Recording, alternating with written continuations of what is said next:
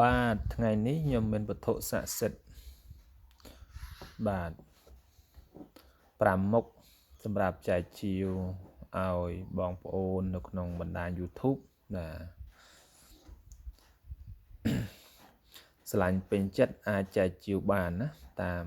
លេខ Telegram របស់ខ្ញុំបាទ088 24 79 826បាទលេខ Telegram របស់ខ្ញុំមានតែមួយខ្សែនេះឯង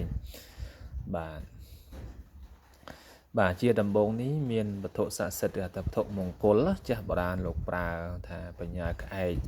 108មុខណាបាទនេះយើងឃើញស្នាមបិទនេះគឺបញ្ញាក្អែក108មុខដែលគេដាក់ផ្គុំចូលនេះហើយគេលុញធ្វើជាអង្កាំណាខ្នាត18លីបាទណានឹងខ្ញុំនៅលោកណាគាត់ធ្វើជូនខ្ញុំគាត់ជាអ្នកសាងអង្កាំរកបញ្ញាក្អែកដល់200ជាងមុខប៉ុន្តែក៏ដាក់តែ108មុខទេបាទណា108មុខហ្នឹងដាក់ចូលគ្នាបិទកាវតែមិនទេមិនដឹងដែរនេះហើយទៅគាត់លុញបាទណាលុញដើម្បីប្រកេនខ្ញុំការខ្ញុំនៅលោកឥឡូវខ្ញុំសឹកខែ5ឥឡូវចូលខែ6បានមកខូបជាងហើយបាទមកខូបជាងហើយបាទបញ្ញាក្អែក108មុខបើយើងគិតតាមពុទ្ធសាសនាលោកសម្ដែងថាឲ្យតែដើមឈើគ្រប់9ឆ្នាំឡើងលើគឺមានទេវតាថែរក្សាមានទេវតាគង់នៅតាមឋានៈរបស់គេណានឹងតាមស័ក្តិតាមយុយើងមនុស្សយើងជាមនុស្សលោកគេរាប់គ្នាគេសង្កេតដោយទ្រព្យដោយសម្បត្តិដោយមាសដោយពេជ្រចឹងណាបាទប៉ុន្តែទេវតាគេដោយបុណ្យណាគេបង្អួតគ្នាដោយបុណ្យយ៉ាងណាបុណ្យច្រើនណាមានស័ក្តិធំទៅបាទណាមានអានុភាពធំទៅចឹងបញ្ញាក្អែក108មុខទេវតា108អង្គហើយក៏ខ្ញុំធ្វើកិច្ចប្រសិទ្ធិដាស់ផ្គុំធាតុដាស់វិញ្ញាណអភិសេកត្រឹមត្រូវបាទតាមក្បួនដែលខ្ញុំចេះណាបាទជារបស់ខ្ញុំគ្រប់ថែរក្សា108មុខបាទណាឆ្លាញ់ពេញចិត្តអាចចែកជាបានអស់លោក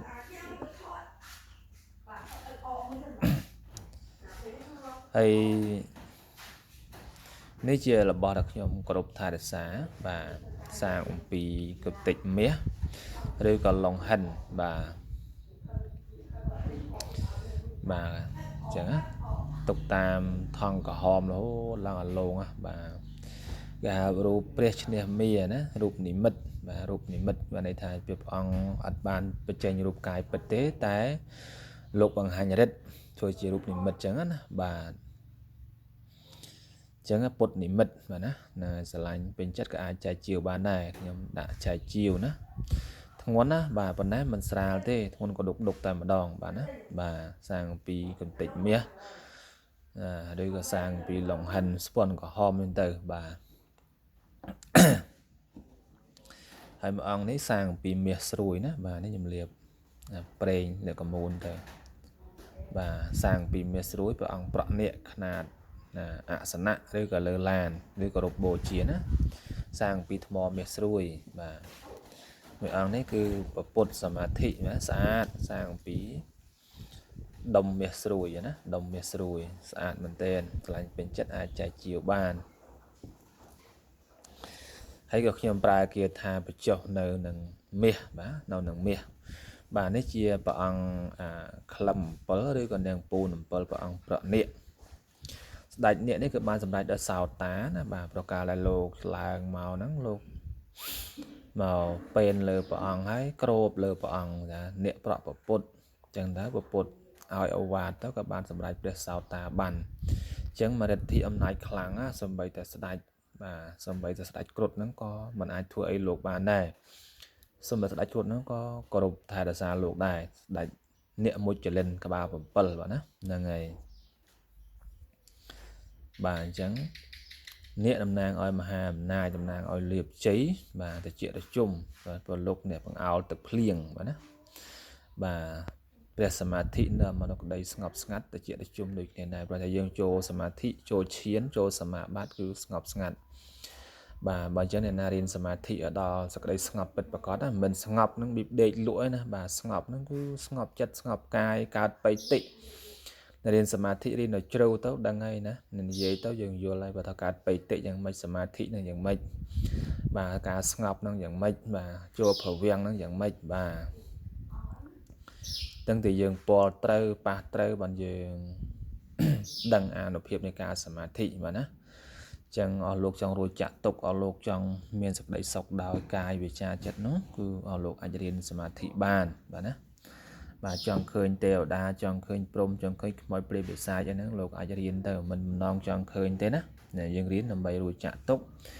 រៀនដើម្បីស្វែងរកទឹកដីស្ងប់ប៉ុន្តែយើងរៀនយើងនឹងប៉ះត្រូវពលត្រូវបាទយើងនឹងឃើញប៉ុន្តែវាជារបស់គេហៅថារបស់បំផន់ភ្នែកបាទណារូបភាពបំផន់ភ្នែកដែលយើងមើលទៅកើតឃើញទិសខាងកើតដែរដោយយើងងាកពីខាងកើតឃើញខាងលិចអញ្ចឹងណាបាទវាគ្មានអីវាជាថិតថេរទេបាទណាហ្នឹងហើយអញ្ចឹងស្រឡាញ់ពេញចិត្តអាចចែកជាវបានណាហ្នឹងហើយព្រះអង្គប្រក់នេកនេះសាងអំពីមាសស្រួយយើងប្រើគេថាបច្ចុះនឹងមាសអញ្ចឹងមានអានុភាពធំអញ្ចឹងណាអ្នកមអ្នកអអ្នកកអ្នកកអអ្នកអអ្នកអកាងឧមិអមិមហិសតាំងសុអ្នកពុទ្ធាំងអសុអ្នកអនេះបល័យណា